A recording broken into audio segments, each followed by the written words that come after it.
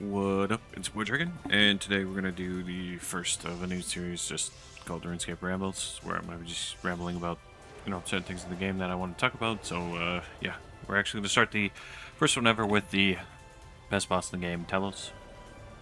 Telos was released 10 years ago, since June 27th, and it's by far been the best boss in the game, and I think it actually is still second best GP per hour if you do 200 kill streaks. And there were some posts about it, of course, on the Reddit and, the YouTube, I'm sure. I think it was that Jags had posted it. So,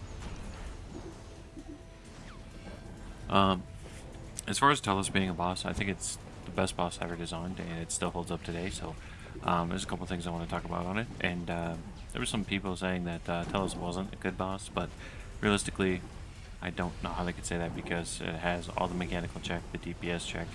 There is a lot of things with the boss that haven't aged well, like the HP not scaling, obviously, because there's more power creep in the game, but other than that, everything about the boss is quality.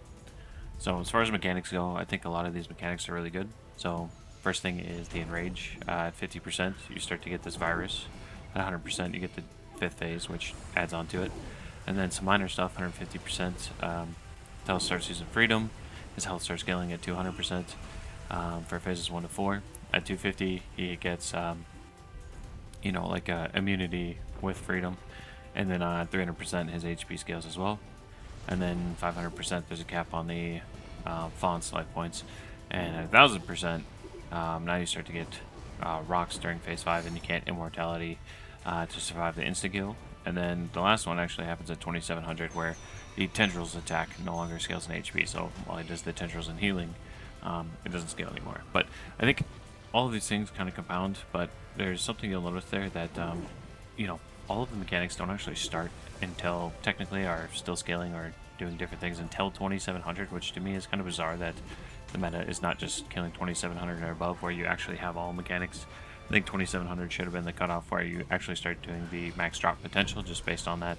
You can always move it down to like 2500 like Archglazor, but I think you should be incentivized to rinse the hardest part of the boss. So for a long time I thought the drop mechanics themselves and like the meta to farming this particular boss have always been off, and they should have been more centered around something like that rather than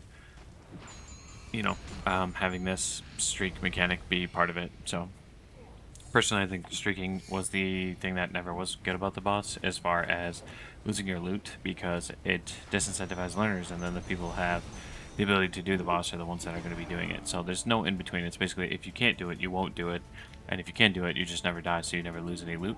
So it's like punishing those who want to learn the boss rather than punishing those who are at the top end. So I've always thought the streaking part could have just been for fun to try and see, and of course combat achievements. So getting the 200 kill streak, obviously, big deal when it comes to combat achievements. So I'd like to see that sustain there. But as far as drop potential, I think Amasket and Zamrak, the most recent ones, do this a lot better than what they used to do. So I found that to be a much better way of handling the drop table. As far as the streaking part, a lot of people said, oh, you should still have streaks, you should still lose your loot or lose your streak and be able to tally out. Well, these are the people that definitely do not do the boss, because that is the worst idea I've ever heard.